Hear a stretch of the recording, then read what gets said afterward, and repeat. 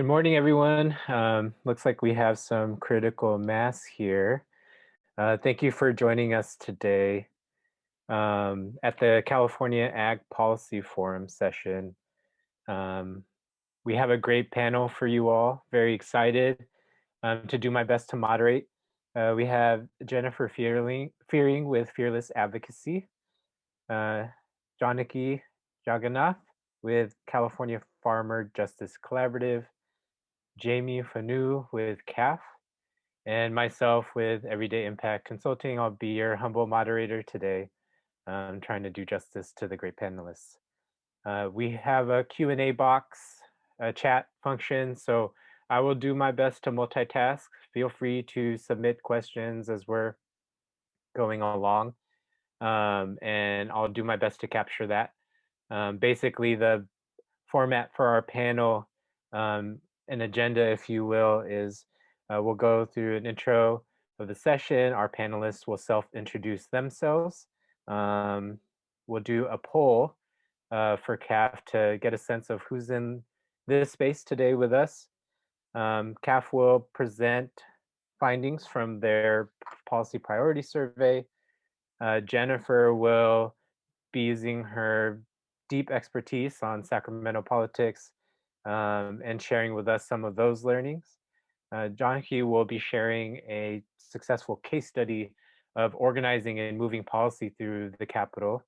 And then we'll have a bit of a Q&A, and then the last 30 minutes will be Q&A with the audience. So definitely we'll be taking down your questions, and we'll do our best to answer them within the time allotted.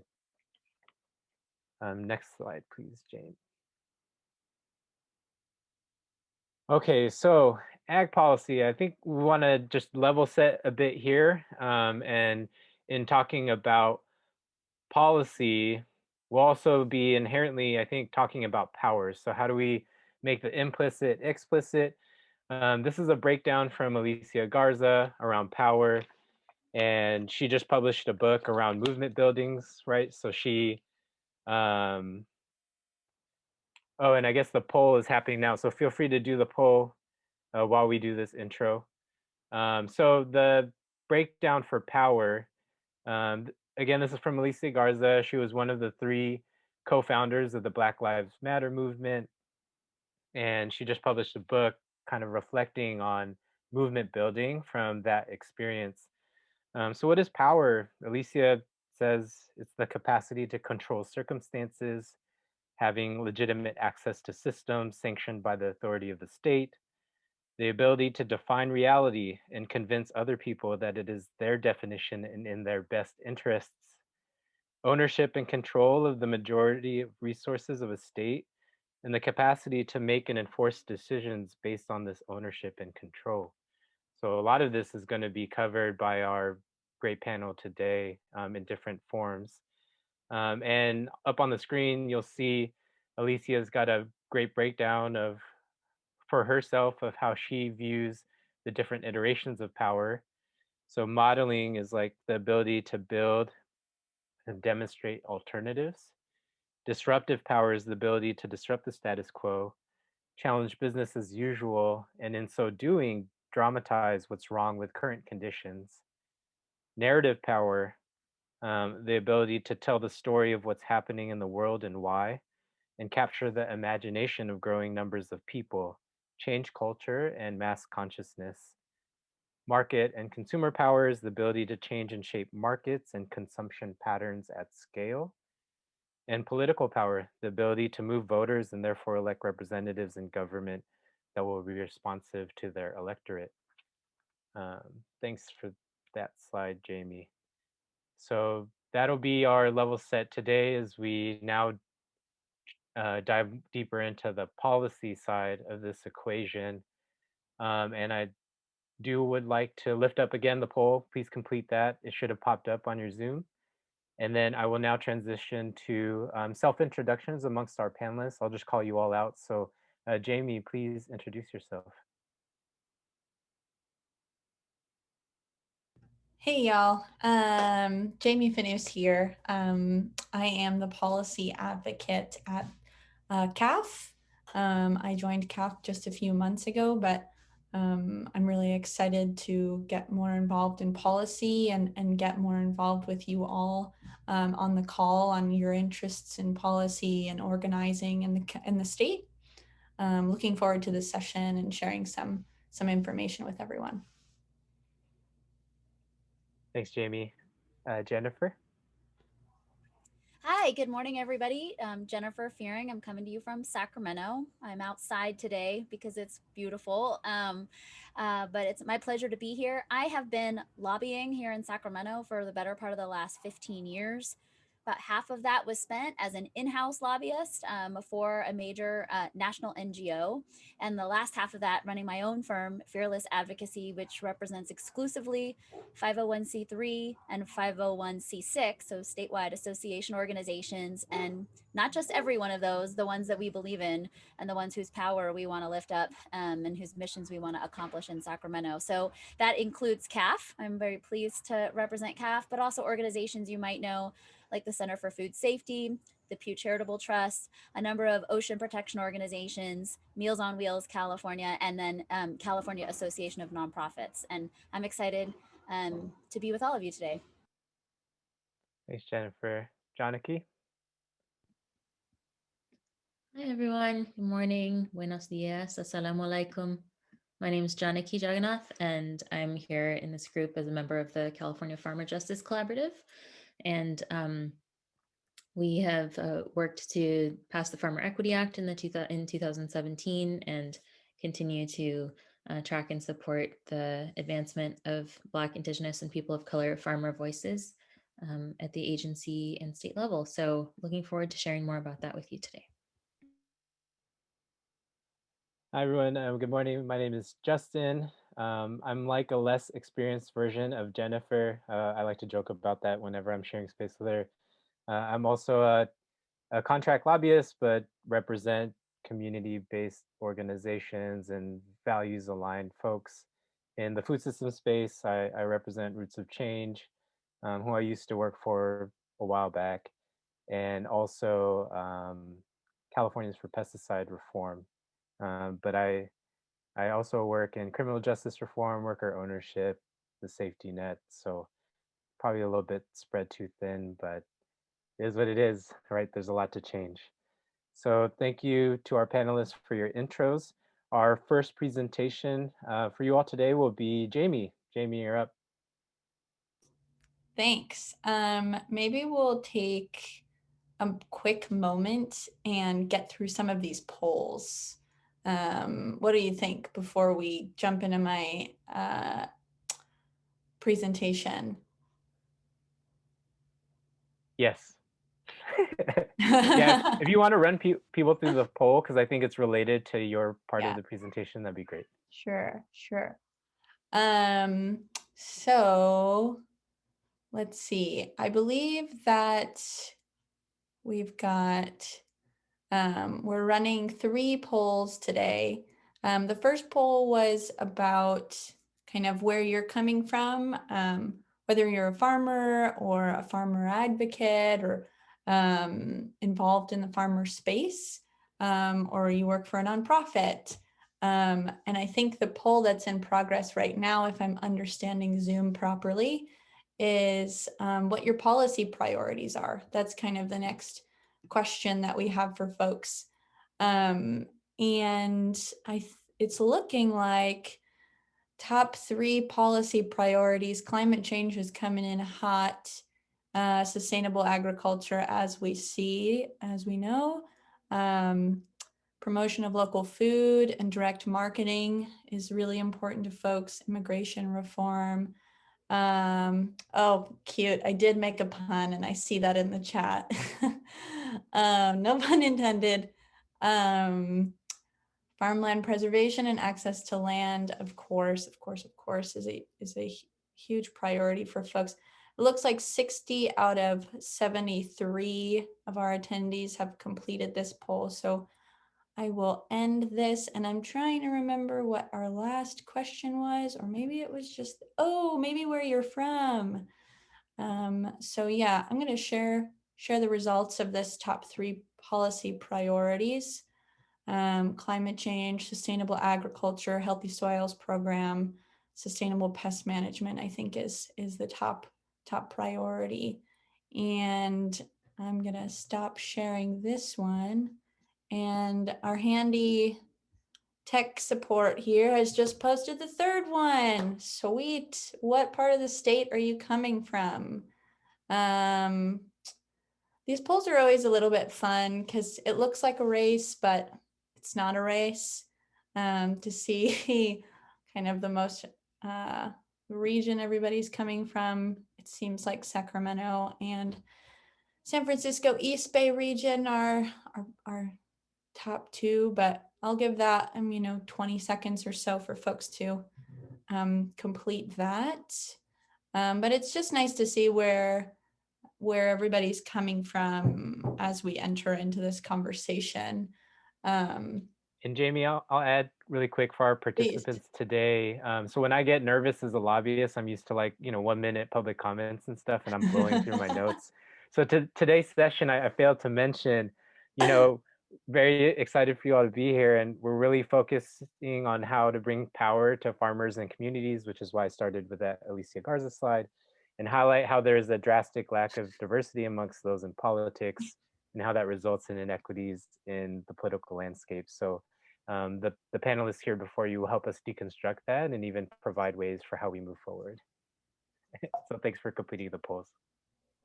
All right, well, it looks like most folks are from Sacramento Valley region and East Bay. We've got some Central Valley folks and some Southern California folks. Woo!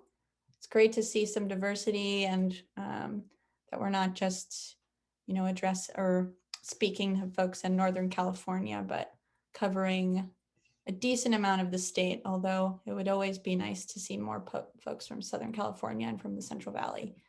To answer the question that was in the chat right now, sharing the results of the first poll.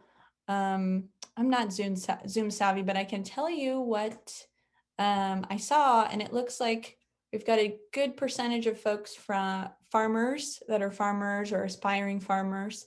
And we have a large amount of folks that are coming from nonprofits and ally organizations trying to support our small scale farmers and farmers on the call. And we can probably share some more of that poll information later on in the session with those specific details, but that's what I gathered from that first poll. So, well, great. I will jump into my presentation here. I'll try to keep it quick, but sometimes I ramble. So Justin, you gotta come for me if I'm talking for too long. So I wanted to talk about CAFF and how we conduct our policy.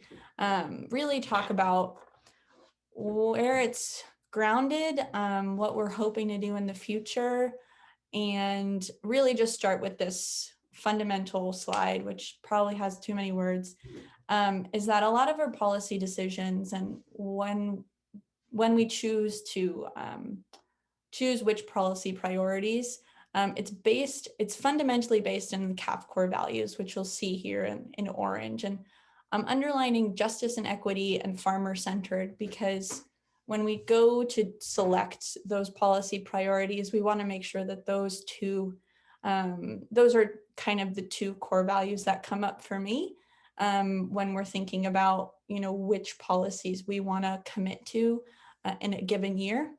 And I want to center or talk a little bit about farmer-centered because all of our policy priorities are informed by our farmer members.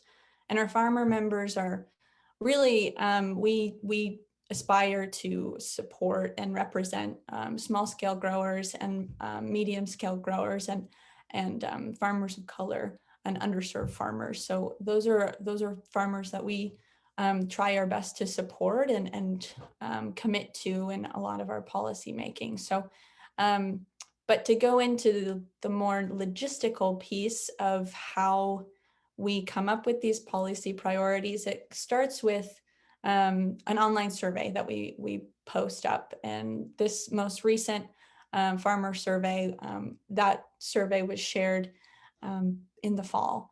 And the online survey is, as some folks know, is only accessible to certain farmers that are computer savvy, farmers that have access to a computer. So we take it a step further to make sure that we're reaching out to growers that don't often use a computer or don't have access to an online survey. And so we have one-on-one conversations with growers in our communities.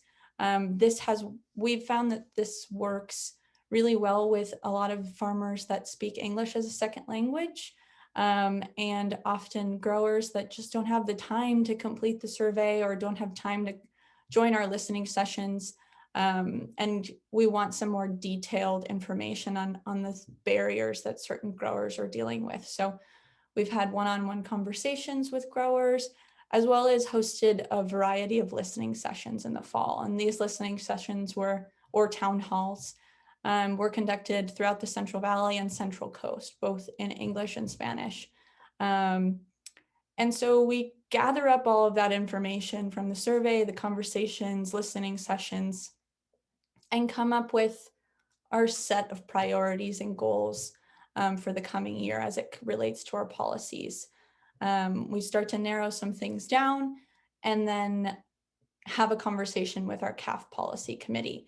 And this policy committee is made up of primarily farmers across the state. And we have conversations and have meetings essentially with this policy committee about, are our policies and our goals for that year really centered around farmers and around our farmer members. And once we kind of get their approval, and we need their approval to go forward with certain goals, whether it's working on X bill or budget ask, we really want to make sure that everything we do is farmer centered. So this isn't a perfect process. We're continuing to improve it. This is just a surface level kind of summary of that, but I really wanted to use this time to be transparent about how we do our work and how we do kind of identify our policy priorities, because a goal of mine, having recently joined CAFF, is to really make our policy work and our advocacy work really more transparent and more inclusive, and bring on more farmers into this work. So I'm always open to kind of having those conversations with growers, and you'll be hearing from me in the near future about new opportunities to connect and to do more policy work and outreach work. So with that, I'm going to just quickly summarize our most recent survey results. These on this slide, you'll see kind of our policy priorities for this year, just really big umbrella concepts. Climate change, as did come up with the poll, and sustainable agriculture actions are a huge priority for folks. We're working on a lot of these programs, and I'll go deeper into a few of them just for the sake of time, but not all of them. We do have a summary up on our website. But to move on here, what comes up for a lot of folks and what is important to us is how are growers being impacted by COVID. Of course, COVID has had a very, very severe impact on a lot of small scale growers and continues to. So this kind of visual represents that, yes, 103 respondents to this most recent survey were impacted by COVID. And we're working on supporting a number of bills that are currently going through the legislature to work on these issues and try to get aid to growers that need it. And a second priority is really to get language appropriate technical assistance to growers, since a lot of folks to apply for certain loans or COVID related relief grants, a lot of growers need support to complete those applications, and often there isn't enough language appropriate support to do so. The second piece on here that I wanted to highlight is SIGMA. We asked folks specifically about Sigma and whether or not they were aware of it, and whether or not, just to get a sense of where folks are at, since this is an act that, the Sustainable Groundwater Management Act, that's going to be impacting a lot of small scale growers, particularly in the Central Valley. And so where we're at right now is we're doing a lot of coalition building in the Central Valley and resource development. We are putting together a lot of resources on what is Sigma, how will it impact you, on our website currently. So please reach out if you want more information on that. And so this is a slide that includes a lot, but these were some other high level priorities that we've noticed and that are aligning with some bills that are currently in the legislature. And I also wanted to use this opportunity to highlight some of our CAFF programs. Climate change, as I mentioned earlier, and as we've seen in the poll, is a huge, huge priority for folks. We do at CAFF have the ecological farming program. I would encourage you to check it out on our website and learn more about how that program can be supportive for you. Currently, on a policy side, we're working on AB 125, which is a sustainable agriculture bond measure. So we're working with a wide coalition to get that bond promoted and passed, and be as inclusive as possible in its language and its efforts to support small scale growers. Promotion of local has come up a lot. And so another program of CAFF's that I want to pitch out is the Farm to Market program, which works really well on helping farmers connect to markets in their communities. So again, check out our website for resources around there. A bill that was recently introduced is AB 1009, which aims to develop infrastructure for food hubs. We've noticed that the development of food hubs is actually a really good opportunity to increase market access for farmers in their communities. So that's something that we're going to be committing to this year. On a federal level, immigration reform is huge, huge, huge. With this new administration, we're hoping to see some valuable federal opportunities. The administration is working on new immigration reform, and hopefully that will include legalizing undocumented workers. While I'm on the federal stuff and information, I did want to call out, we are supporting Senator Warnock's Emergency Relief for Farmers of Color Act, which is an incredible opportunity to relieve a lot of loan debt among farmers of color. So really incredible opportunity there, and we hope that that gets passed. And I wanted to bring up this last piece, which is food safety. Food safety was huge during COVID among farmers, as we were all learning about how we get COVID, whether or not it's what the risks are on farms and in our food. And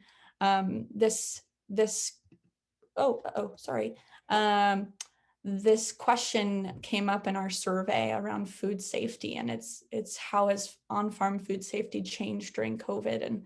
And a lot of farmers needed to increase their need for on-farm protocols around employee training and worker health and hygiene, among other things, to find ways to improve on-farm food safety. And I just wanted to call that out because food safety was something that CAFF worked pretty hard on, kind of disseminating and sharing information during the beginnings of the COVID pandemic. And I noticed it before I was at CAFF, and I thought it was a really incredible opportunity and information, source of information for growers. So those are just a few things I wanted to highlight from our survey. And I'm really looking forward to kind of talking more about our policy work and connecting with growers more on policy efforts. So with that, I am all set on my presentation. Yeah, thanks for sharing that breakdown, Jamie. You did get a question in the chat from Lucy. Sure. She asked how many respondents were in the survey. So sorry. I completely brushed over that. We received over 200 responses to the online survey. 130 of those responses were from farmers. And then during our listening sessions and our one-on-one conversations, we connected with about 50 farmers through those. Great. Yeah. Thanks, Jamie. So we'll build off of that great breakdown of CAFF's 2021 survey and transition now to Jennifer, who will be sharing her expertise with us today, breaking down some of the dynamics of statewide politics, and also identifying avenues to make space for BIPOC organizations and leaders. And for those who may not be familiar with BIPOC, that's Black, Indigenous, and people of color. And Jennifer, I have the pleasure of getting to know Jennifer because we both are working on the bond that Jamie mentioned, AB 125.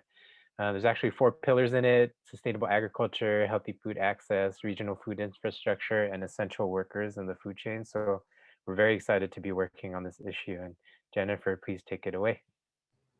Well, thank you, Justin, Jamie, and Janaki. It's an honor to be working with you all in real life and today on this panel. And I guess my role on the panel today, what I want to offer up is I guess I want to state it very clearly. I want to demystify a bit about how Sacramento works for those of you who are on, but I want to be really clear up front that my experience of the Capitol over the last 15 years is as a privileged, white woman.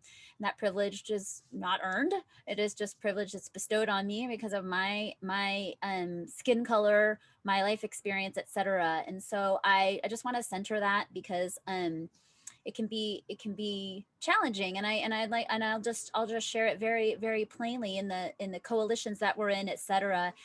A goal and objective of myself as an advocate is how to figure out how to take the power and influence that we're building, right? Like my job is fundamentally about building power and influence for my clients to be able to translate what you all and what communities are asking for, that what they want to see, and budget priorities from the state and policy priorities from the state. And how do we approach the legislature with all of its power dynamics? How do we I want to be more, I'll say this, I want to be more of a vessel for demystifying and creating access to that process. And also, I am super open and hope that that process changes as more and more and more voices are able to access it. And I'm going to talk a little bit about how COVID has worked both for and against some of that access effort. But in any event, as I mentioned, I have been lobbying in Sacramento for about the last 15 years. And what I have learned more than anything is that power and influence, particularly for advocates who don't come to the table with a lot of political money or campaign endorsements or sort of inherent power, other than the power of their ideas and their beliefs and their values and the extent to which those are shared by lots and lots of other Californians, that so much comes down to creating and engaging in relationships with the elected officials and their staff. And so that's what I spend almost all of my time doing. And I want to just share some of the thoughts that have occurred to me in preparation for this session about what really motivates folks who are elected to office and staff who are supporting those members. How is it that they see us and our role in that process, and how do we work to build relationships within the culture there? So I'm not going to get into a lot of detail because I think actually questions around this would make for a more inspired kind of back and forth than a bunch of monologuing at people. I'm sure after several days of this conference, a bunch of folks talking at you is not ideal. So I just want to share a few things up top. If you wanted to skip to the next slide, Jamie, that would be great. I might put some details here. I recently had the opportunity to develop a training for a statewide community-based, an alliance of community-based organizations. And for that, we got into the real nitty gritty. And I wanted to share this slide from that with you all as well about some of the ways to engage members. That is what the power of all of you on this line have. Like your your voice and your experience in a district is so important to your elected officials, to your state legislators and your state senators. I'm here in Sacramento to kind of help help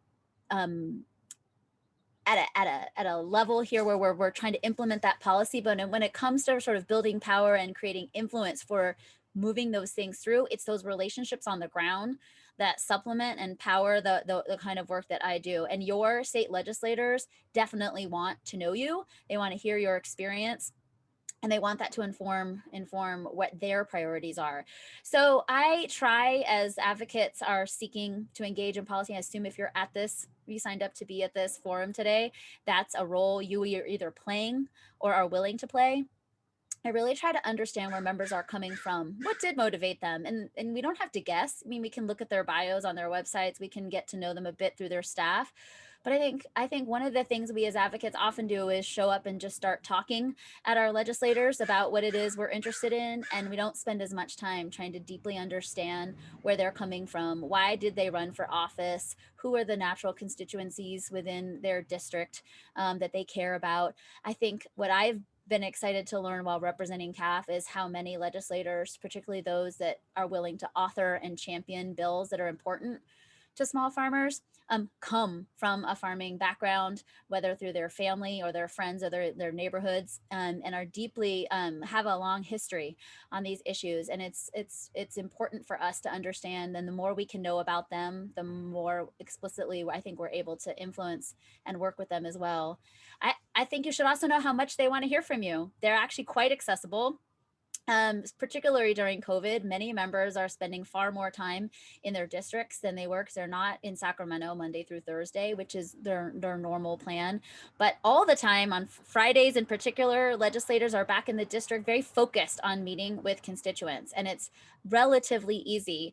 You don't need a lobbyist to pick up the phone, call the local district office of your state legislator and have them come out, even for a socially distant kind of tour of your farm and your operation. You really have such an opportunity to have them see what you're doing, what you're trying, what you need, how certain barriers, particularly how COVID might be affecting you. There's nothing more impactful than them seeing with their own eyes, like how things are affecting people in their district. So I really want to encourage you to build that relationship and repeat it often. I think they will be very happy to engage with you. I think a lot of also bringing solid information, it says here. So when someone asks you, legislators ask a question, I think a lot of advocates feel nervous about creating relationships with legislators because they're very worried they're going to be asked a question they don't know the answer to. The good news is saying, I don't know, is perfectly respectful. And Justin and I say it all day long. And in fact, please say, I don't know. I can't tell you how many pickles I've been in by learning that folks guessed at an answer or spitballed something. And then there's a lot of undo that has to happen at that point that can be challenging. And it comes from a good place. I know under pressure, folks often just want to have something to say, but I don't know is a perfectly reasonable answer. And what matters is following up. What matters is after that, I don't know, going and consulting resources or checking in with CAFF or whoever it is that you think might be able to answer that question, and then circling back.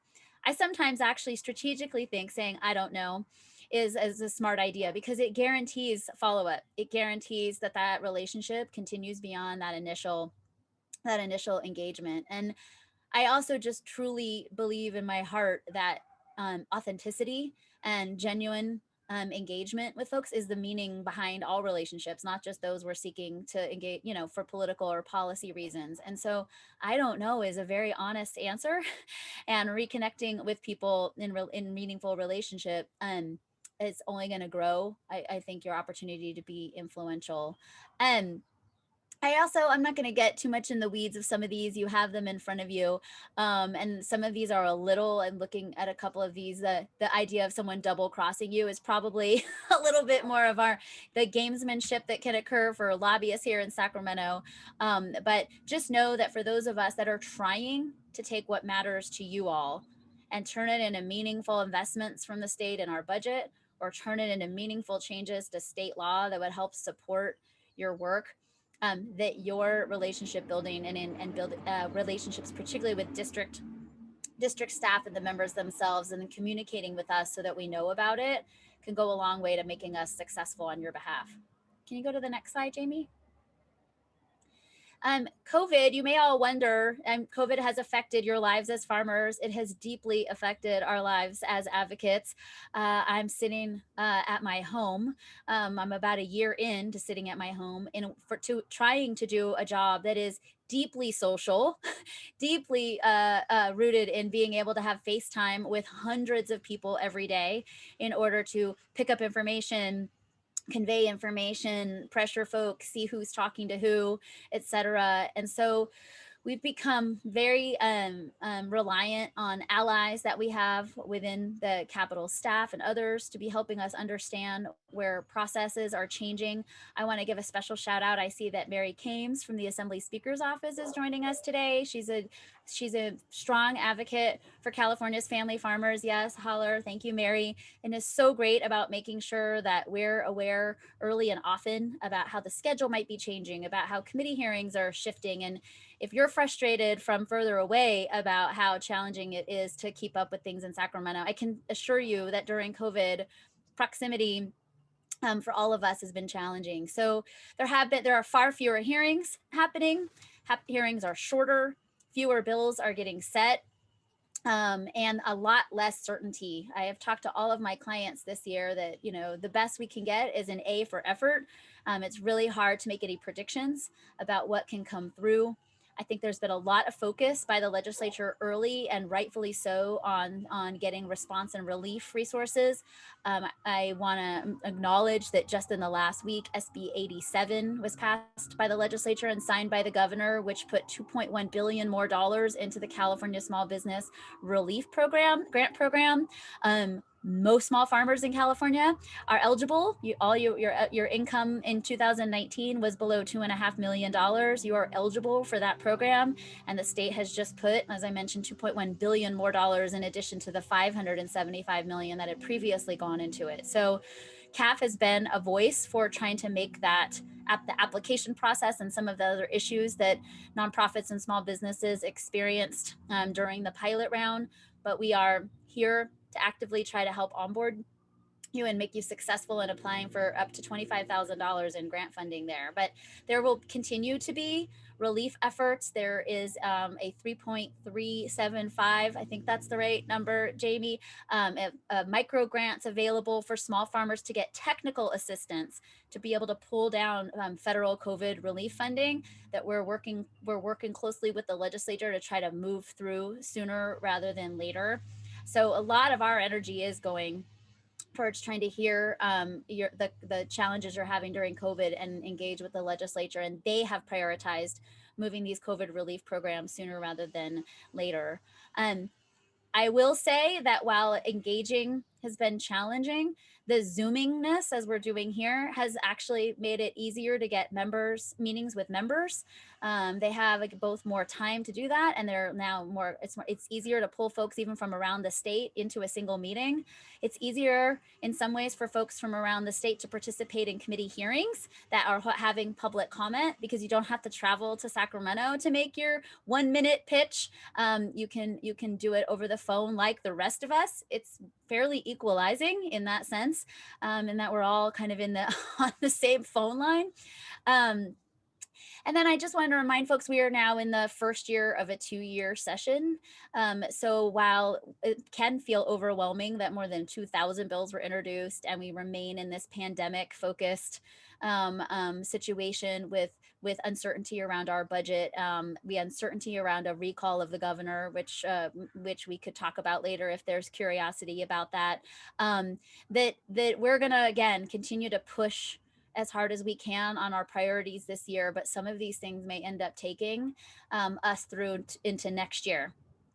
Because of the limitations on the legislature. And I guess I shouldn't presume that you know what I mean. Because there's social distance being practiced within the Capitol, every committee has to meet in a room that's large enough to allow the members of that committee to be at safe distance from one another, and can only be of a duration where they're not sort of intensely indoor.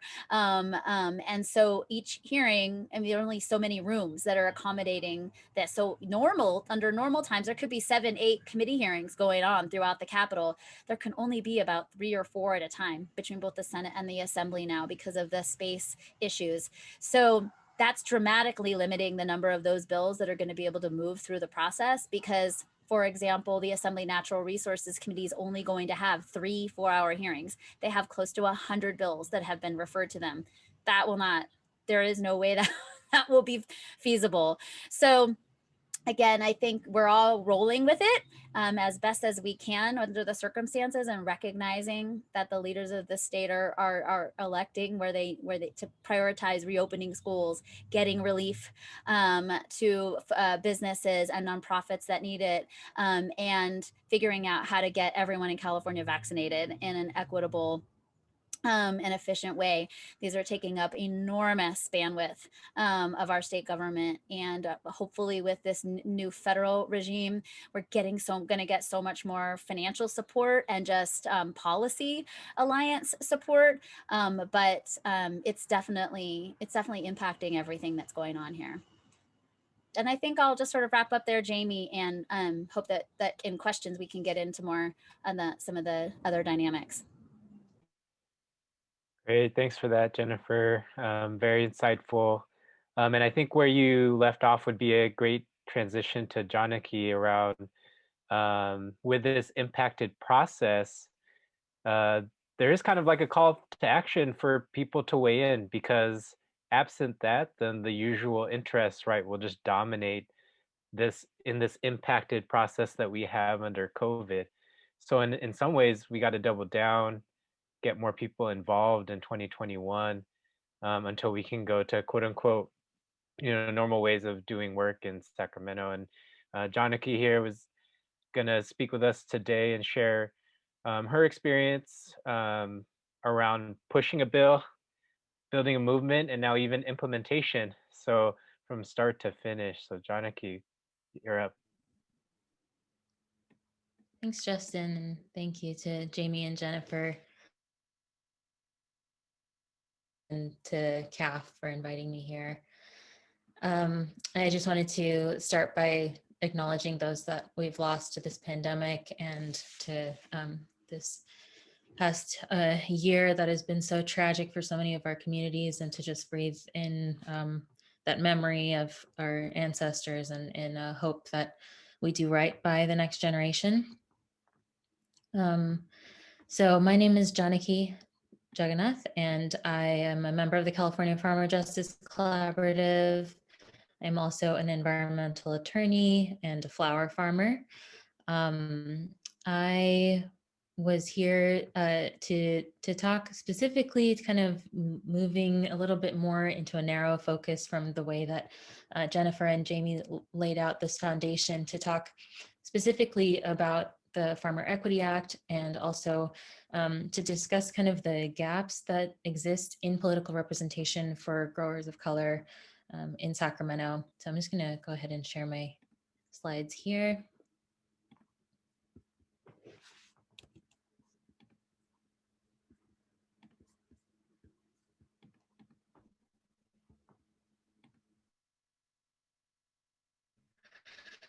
So Equity Act was passed in 2000 for 5 years. You can see that the group of people passed this bill were really a cross-sectional group of people who represent African American farmers, Asian American farmers, Latinx growers, and hey, Janaki, this is really Justin. Can you hear me? In the original iteration of the bill, we unfortunately didn't have representation from a lot of indigenous people participating in the. I can hear you. Can you hear me? Yeah, we're getting a lag once you started presenting. I'm I not sure, can hear maybe you. Can you hear me? only slightly. Yeah. Maybe turn off your video.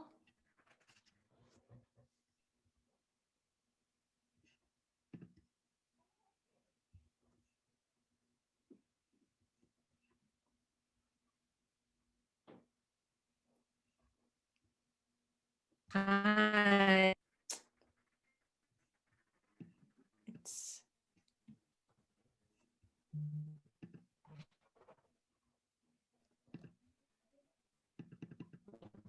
Hester asked a good question. Maybe she could, Janaki, if you could send your slides to Jamie, maybe if you're. Hi. Can you hear me? It's cutting in and out. Janaki, I'll put in the chat. Can you email your slides to Jamie? And then maybe just call in. Is there a phone number for this Zoom, Jamie? Can you all hear me at all?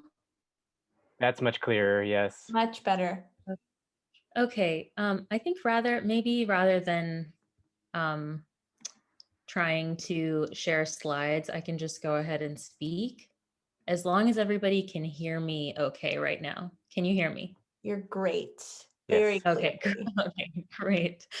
Oh, that's just so unfortunate. I was warning Justin earlier. I am still, despite being in 2021, dealing with an internet problem in my house. Mm-hmm. And I should say I'm in a relatively rural area. So to the point of there being more. Sorry, can you hear me again? Yes. Is there a lag? Just keep talking and I'll jump in if Okay. it slows down a bit. So to the point of Zoom being more accessible, unfortunately, for a lot of people who are located in more rural areas, we continue to struggle with accessibility. So rather than showing slides, I'll just continue to talk about the Farmer Equity Act. So those of us who worked on this bill, we gathered together in 2017 and realizing a big gap in terms of policies and programs that accommodate the needs and look forward at accessibility to programs and policies at the state level in agriculture by farmers of color. And there is this sort of ongoing question that we're seeing in implementation of the law of whether or not the Farmer Equity Act is essentially a civil rights law. The bill itself, or the law, I should say, now in Section 512 of the California Food and Agriculture Code, identifies different communities along racial and ethnic lines within California agriculture as socially disadvantaged farmers and ranchers. And that phrase, of course, is not necessarily one that we at California Farmer Justice Collaborative came up with. That's an existing designation within federal language that identifies all non-white farmers under one kind of band, right? So socially disadvantaged, not a very it's not a very nice thing to say about someone, of course, but it's a way that the federal government has figured out to identify growers who have faced discrimination in the past. And so, I mean, civil rights laws, such as the Civil Rights Act of 1964, generally they guarantee rights for people to receive equal treatment and also to prohibit discrimination in the future. Unfortunately, such programs related to agriculture, like the Farmer Equity Act, as well as the USDA programs, such as the 2501 program, the socially disadvantaged farmer and rancher program, don't necessarily have a way to prohibit discrimination. I mean, the USDA partners with the Office of Civil Rights to oversee USDA's efforts to ensure that the USDA conducts its programs free of unlawful discrimination. And it also has forward-looking training, outreach, and technical assistance through the 2501 program.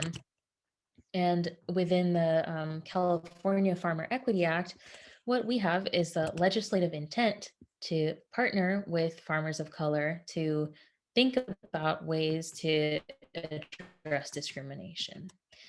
And so under the law to date, the Farmer Equity Act has created, this is what's articulated in law, was the creation of a farmer equity executive position within CDFA, which has been staffed by our farm equity advisor, Thea Rittenhouse, since September of 2018.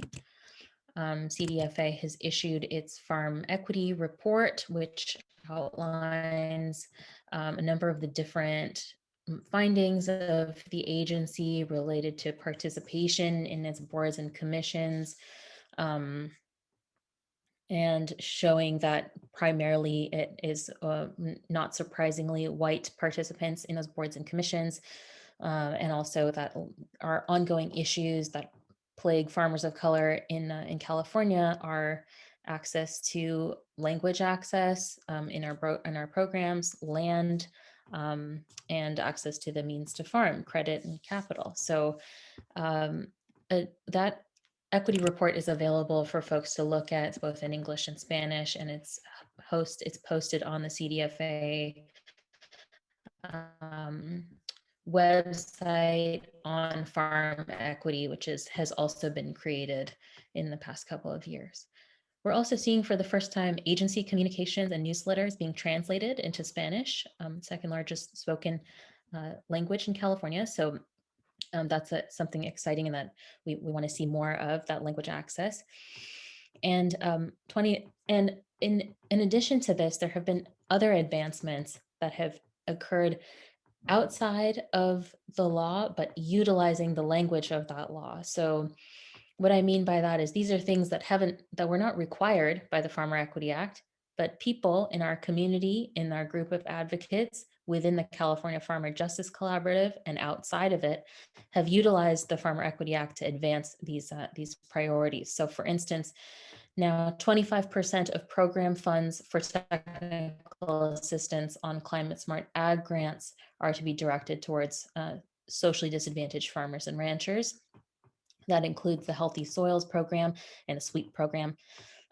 Also, in the past week, we at the California Farmer Justice Collaborative were able to nominate CDFA's very first Black, Indigenous, and People of Color Farmer Advisory Committee to the CDFA, which will be meeting with Secretary Karen Ross on a monthly basis on CDFA's implementation of its racial equity plan.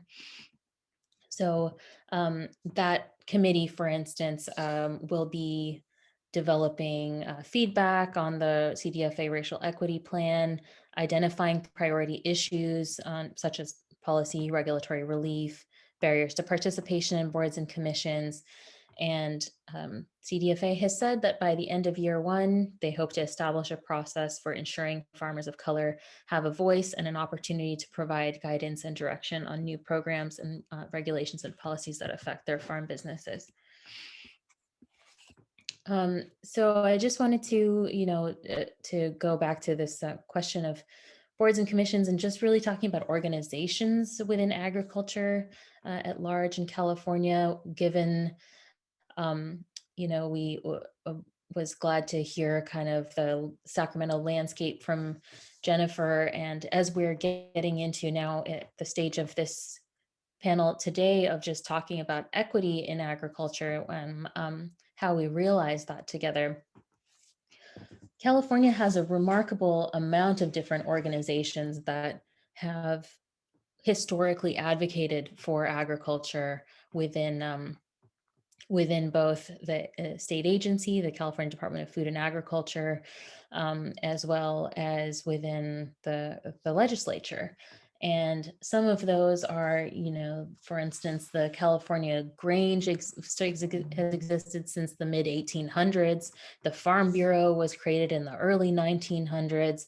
And the California Department of Food and Agriculture has been around only since 1918. And it's now 102 years later since the creation of the Department of Food and Agriculture. Do we have finally a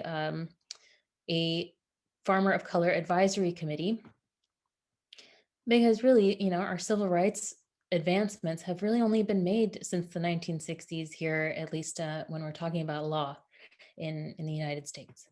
It was only under the Obama administration that Black farmers were able to get any payment on the settlement from historic discrimination against the USDA,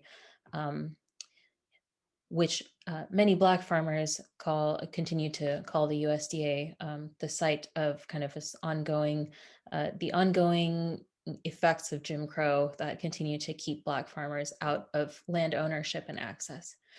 So today, CDFA's boards and commissions, our California Department of Food and Agriculture boards and commissions include all kinds of different areas of agriculture. We're talking animal and livestock, apiary, cannabis and hemp, commodity crops, citrus, dairy, eggs have their own board, nursery, farmers markets, feed, fertilizer, seed, organic production, and marketing.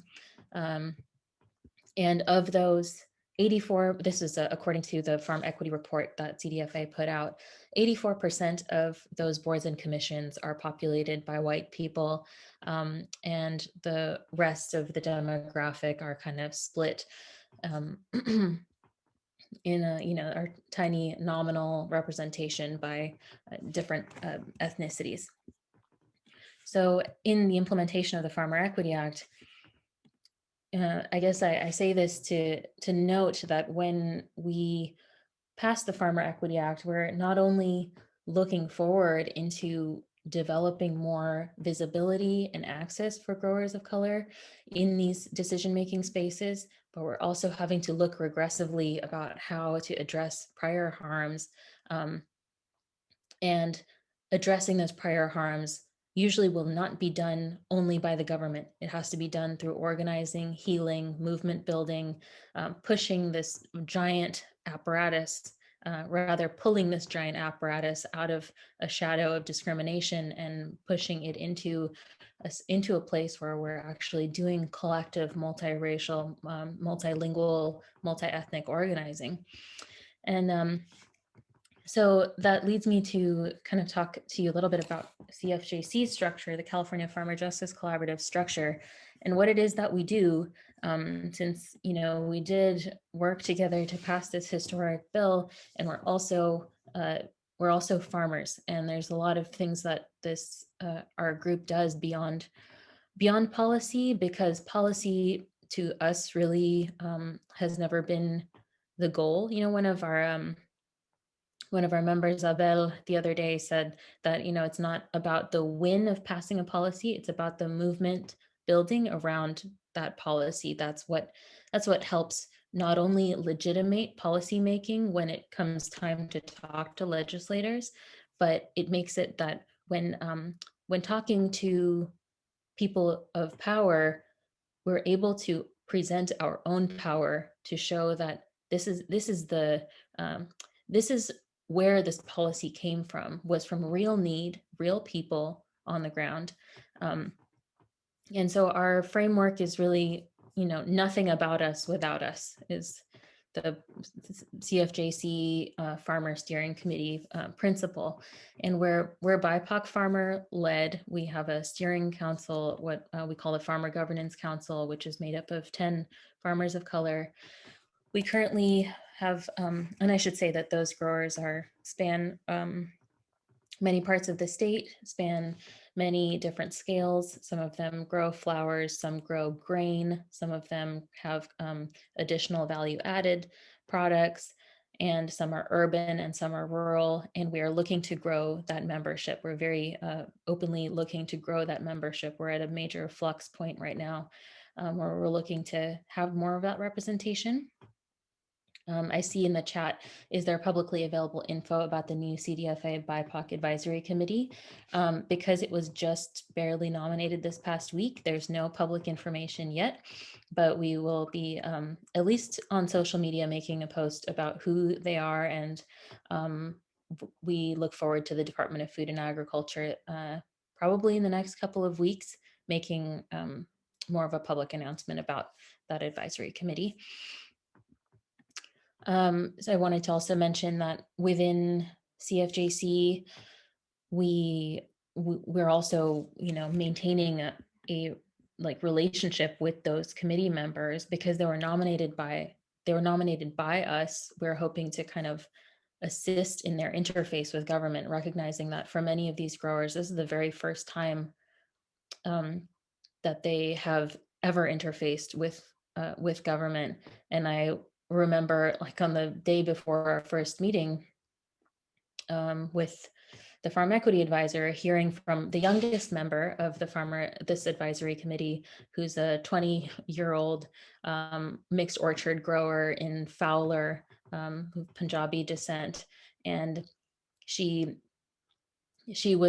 is like a Gen Xer who was like, couldn't believe that this was the first time that this sort of committee was being inaugurated into the department.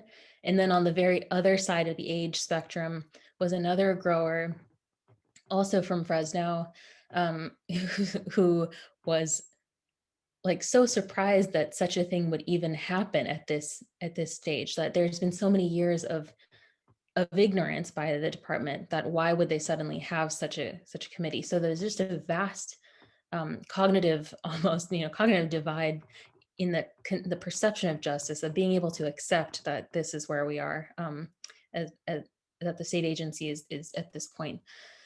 So we are certainly, as CFJC, making a commitment to assist those growers through that process. The CFJC members include, and I also see that Evan put our website into the chat. It's a horribly out of date website, but we'll be hopefully putting new, updating with some of our bios soon. Our active members to that point include growers from farming affinity groups, such as the African American Farmers of California and Asian American Farmers Alliance. We have in the past conducted radical giving to some historic organizations so that they're able to advocate for themselves. And rather than sort of banding behind a single nonprofit, our focus is large scale alliance across language, race, ethnicity, and farming type. And I hope that this helps lead into our discussion portion of this panel, because this is a really important kind of question that I think for me comes up personally as a member of this group, which is like that concentrating political power behind a certain voice or a certain lobbyist or a certain organization can have immense power, in the sense that that's how we've seen so much advancement of conventional agriculture to this point. But what does policy success look like? That's not simply reliant on one face, or it's not reliant on a champion, so to speak, but is rather more family oriented, that's focused more on broad-based success and healing allyship and support system. So I'm unfortunately couldn't share my last slide, which was just some of our members hugging each other, because I think it's been a long time for a lot of us since we've just had a hug with one of our colleagues who we've worked together with in the past. And it really is some of our greatest successes as a collaborative have just been coming together on land, having the time to share with each other's kids in the greenhouse, or sharing seeds with one another. Unfortunately, attending services and memorials for one another's ancestors. And without those moments, it's been a really hard year to think about, like, why do we even care about policy? But I hope that I can kind of close out my section with those thoughts and hopes that we get to be together again. Yeah, thanks for that, Janaki. I think all of us here have wanted that day to come yesterday, right? Like it's been too long. And those are great points to end on because it segues well into some of the questions that we have for the panelists. I know for myself, right, like I was a community organizer for 6 years before I went back to grad school. And for the last 10 years, whether as staff or as a lobbyist, have been in this space. And so I think um, one question for the panelists I'd like to throw out there is how can we work to ensure community voices are centered? Does it require, like, I guess, Jen, does it require a lobbyist, right, to do that? Are there other opportunities to have this kind of more community-centered approach that Janaki is lifting up and be effective in statewide policymaking?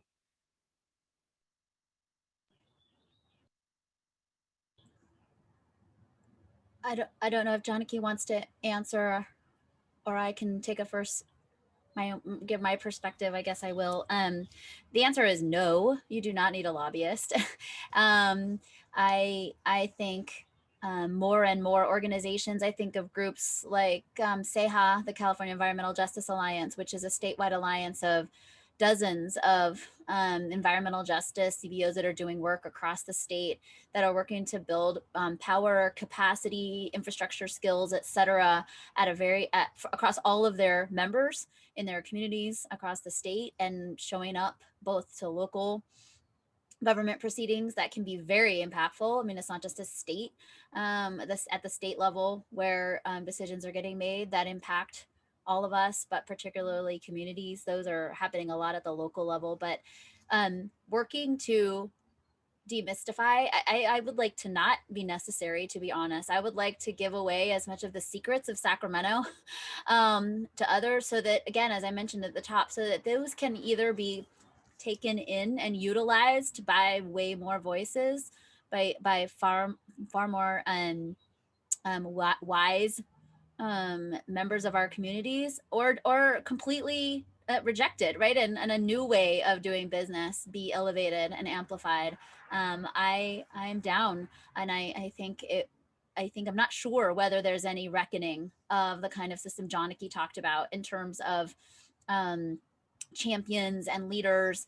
Funders play a huge role that I struggle with as well. It's not just lobbyists, but those we've got lots of billionaires in California who have ideas about how things ought to operate, and whether it's through their giving to different organizations, and how and the strings that come with those, or the terms, et cetera, or their direct engagement in the policy and political process itself, which centers a voice, which, again, no matter how well-meaning, no matter how well potentially informed by others' concerns they are, they're still the center of that. And I believe there has got to be there could be and should be and will be, and I'm inspired by the Farm Justice Collaborative's approach, and the ability to give resources directly to people to make their own concerns known, and to describe what kinds of policies and investments would change their lives and their communities' lives for the better. And so I think we're all going to struggle for a while to figure out how to sort of upset the setup, as former Stockton Mayor Tubbs said on a regular basis. And I think the goal of those that have power now ought to be to figure out how to give as much of it away, or to how to, again, demystify this process here, so that so many more people can participate in it and define the outcomes that we're striving for.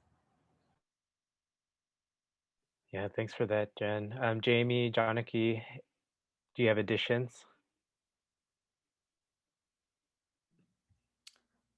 I don't have too much to add. I think Janaki and Jennifer have put a lot out there for folks to think about. Like, I think with CAFF, and my personal goal with CAFF is to just make our process more transparent, and make policy more transparent and more approachable for farmers. I think, and myself included, several years ago, policy is this scary thing that you don't want to get involved in. The government is something that you don't want to get involved with. And I think demystifying to the best of my ability is going to be a priority for our work. So, but Thanks, Jamie. Thanks for that. Yeah. Janaki, I see you unmuted. Yep. Yeah. And thanks for those thoughts. And it's, I think, something that, as I was saying, trying to pull the government apparatus out of a history of discrimination is in and of itself so much of a load. It's such a heavy thing to pull. And what I witness is that there is kind of like so much therapy and like healing that has to happen for that interface with government to even seem useful. And as I was saying with my example with this advisory committee, kind of the generational divide between, on one hand, this question of like, why should I even do this? Or why did it really, suddenly people care about people of color, and then on the other side, a younger generation that's like, why are we not doing more? This is completely bananas. Kind of finding healing that generational divide and learning those histories is really something that has to happen before there's a wild dash to policy solutions for the phone call of racism that's been ringing off the hook since the dawn of the colonial project. It's not going to be fast. And I think there's been a lot of trying to catch the moment happening in this last year, most definitely, and reckoning with organizational racism and histories that have not been answerable to people of color. And I think there's a lot of hope to be found in allyship, and there's also a lot to be done in terms of healing one another's relationships to be able to effectively craft policy with the people who are most impacted at the table. Yeah, those are my thoughts on it. Yeah, it's a great point. Ta-Nehisi Coates, he was once an Atlantic reporter, right? And now he's an author. Like one of his main thesis, right, is that the system is working as it's meant to, which means it wasn't meant right for small scale farmers, BIPOC farmers. And he even wrote a book, Between a World and Me, which was directed at his child. And there's a passage in there that says, the things that protected me in my world chain me. And he's trying to like explain that kind of intergenerational trauma and the continuation of these things and how we definitely should strive to make things better. I will now open it up to audience Q&A, being cognizant of time here. We did get a question from Tony in the chat, so I want to ask that first. He asked if there's any program that facilitates access to small family farms near other organic farms. I know of programs, right, that support sustainable agricultural practices, but I'm not sure of any that are solely dedicated towards like organic production. But my other panelists, feel free to weigh in if you have better intel. No. So we're going to practice modeling what Jen said earlier. I will look that up. And if you can put your email in the chat, Tony, I'll do some searching and I'll send you a note if I find anything. Yeah, myself included. I'm thinking my organic knowledge, and I think we do have somebody from CCOF on the call. So if they, or we did, if they want to chime in on the chat to answer that question, if they know something that we don't. Great, thanks, Tony. And we have another question here in the chat from Taylor. The farmers I see at many San Diego farmers markets are people of color. What's lacking is promotion and marketing regionally to encourage local buying of local goods. I think it's more a reco for us, yeah.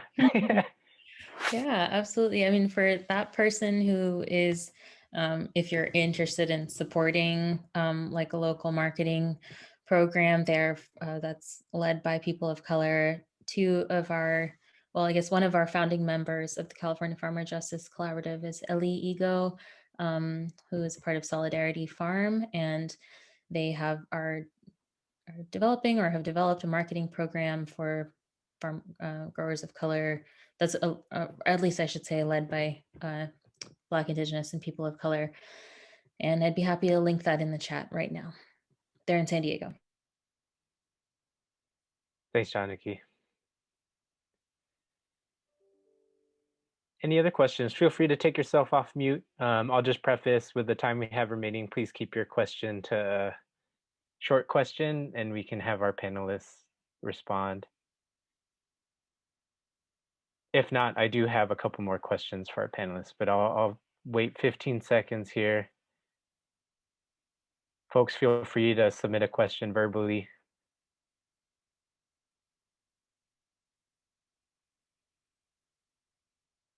What's worse, awkward silences over Zoom or awkward silences during in-person conferences? I don't know. No question. Just thank you all for being here. I'm really encouraged, seriously. Comments are welcome. Thank you, Jet. Comments are welcome as well. So I guess I'll do this. You know, a lot of what we've heard today can sound pretty heavy. Where to go? So for the three panelists, I'd like you to help close us out here and offer some reflections. Like, what are some positive things that we can take from a very horrible year, 2020? But what were some positive things that we can take from last year and move them into the future? I think we've heard already one that Janaki had shared, right, with this advisory group for CDFA with BIPOC growers. That's definitely a promise there that we should build on. So Janaki, Jen, Jamie, what are some positive things that we can take moving forward?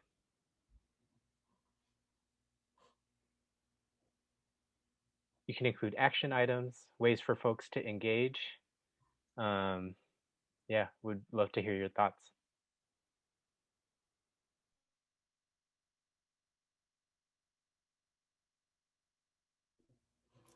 I'm thinking intently, and what comes to mind, and I'm going to fail on action items, so maybe Jennifer can come in with the clear action items. Something that has been brought up a lot in the last few policy sessions and that I've been engaged on is a positive thing that's happened this year, I think, is the Black Lives Matter movement. It's really awakened a lot of folks that needed to be.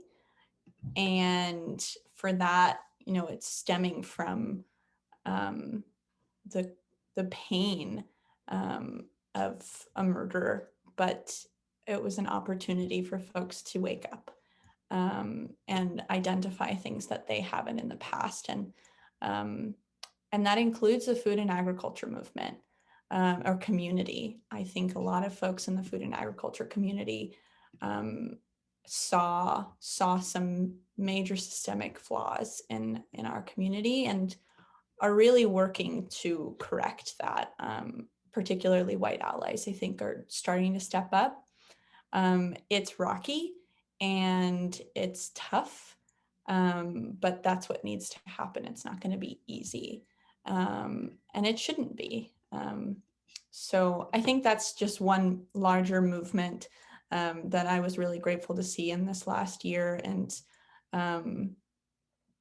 yeah, I'm looking forward, and a very technical thing is I'm really looking forward to making, you know, the CAFF's policy program more transparent, really working to engage growers in a different way that we haven't in the past, and do more outreach and connect more with farmers and motivate more farmers, however that may be. It's harder than it sounds to really feel empowered and engage in this work, because without their voices, we can't get any policies passed, and we can't hear what the problems and the barriers are in a very important and intimate way. Yeah, that's great, Jamie. And you're new to CAFF, right? It's been like 2 Here months. I am. Yeah. So glad to have you on the CAFF team. That's awesome. Jennifer, I see you took yourself off mute. Well, I just want to say I think it's been tremendously important the way that the COVID pandemic has laid bare for all to see the disparities that have existed for so long across the state, across the country, and there's no going back. We're not going to unsee those now. They're there. I think that there is a lot of money that's being thrown now at recovery, and we have an opportunity to not restore the prior systems with those resources, but to think entirely differently about how do we address those disparities head on and for real, like meaningfully. And to Jamie's point, it's messy. I've been spending I'm tomorrow I head to my third Saturday in a row to volunteer for a farm worker vaccine clinic in Fresno County. And on a personal level, it's just been incredibly moving to see these farm workers go first. I live in a kind of Tony white neighborhood in Sacramento. No one here is vaccinated. And I drive to Fresno to help ensure that farm workers are at the front of that line getting vaccinated. And it's very touching, but it was messy. It didn't start, there was some pushing and prodding that had to make sure that happened that way. And I'm just hopeful those we're building muscles in that space that will carry forward, and that we just keep doing better and better by it, and that we keep putting ourselves, to Jamie's point, like in our policy work, in our listening, that we don't think through, oh, this request to proceed with this in a different way poses challenges. No, it poses opportunities. We're building a better, more equitable California. We have to really that is defined by the people whose equity is long overdue. And I think I welcome it is messy and uncomfortable, but I welcome the opportunity to be part of that in a way where my power becomes diminished, my class becomes diminished, my wealth becomes diminished, in service of trying to figure that out. So I hope this pandemic leaves California forever changed. Yeah, here. Thanks, Jennifer. Janaki. Yeah, thanks for those words. As far as being somebody who I feel like I'm rooted in the climate justice movement, I have to say that I feel embarrassed about how our movement has not even barely taken into consideration the needs of Indigenous people of this land in the past. And that there's, for myself, and even within the Farmer Justice Collaborative, reckoning with how Native people who have had land stolen from them, who look out across their own land without being able to access it, it to me shows that we have to kind of carry that awakening of this past year into all of our lives as people who were born here, immigrated here, however it is that we formulate our relationship to this land base, acknowledging the fact that it's stolen land. And that I think is something that is kind of bookended my relationship with policy very much over this past year. Was like, I want to ensure that all of the policy work that we do that's related to land and land access begins and ends with that inquiry. So I think that that's something that also has come out of this awakening over the last year, also in many ways being reinvigorated by the murder of George Floyd, recognizing that this democracy that we're a part of, this political experiment, is nothing but an experiment that has been experimented upon by a few, and continuing to collectively disentangle the ways that policy has been created or has been utilized to place many different segments of the population at a disadvantage, means that we have to go back to our roots and really humbly look down at the ground that we're on and recognize that most of us, don't don't belong here. So I feel very honored by the relationships that we've been able to make with Indigenous communities in the processes that CFJC has been advancing over this last year in terms of structural change and building leadership, but we're not by any means where we want to be with that. And hopefully if folks who are on the line here who are inspired to participate in this and would like to build with us at CFJC, would love for you to go to our website and check out our membership page and fill out our interest form and get in touch with us, because as I mentioned, we're actively trying to build our BIPOC farmer leadership group, our Farmer Governance Council, and really hope to meet you. Yeah, thanks for that, Janaki. Definitely important. I mean, my wife and I were fortunate, even though I lobby in Sacramento, my wife and I were fortunate to buy our house in East Oakland 4 years ago. And as we were signing that paperwork, that kind of struggle is so real, because when signing the escrow paperwork, like thinking about how this country colonized my country, and now I'm buying land, right, with that kind of history, you know. And I was born and raised in Riverside in the barrio on Cahuilla land, and so it's a struggle for us in California, particularly like you said, for some of us who are folks emigrated even recently, and trying to hold these truths together and try to do better is something that I hope we're all committed to. So appreciate everybody for joining us today. Check out CFJC, definitely get involved. Check out CAFF, get involved.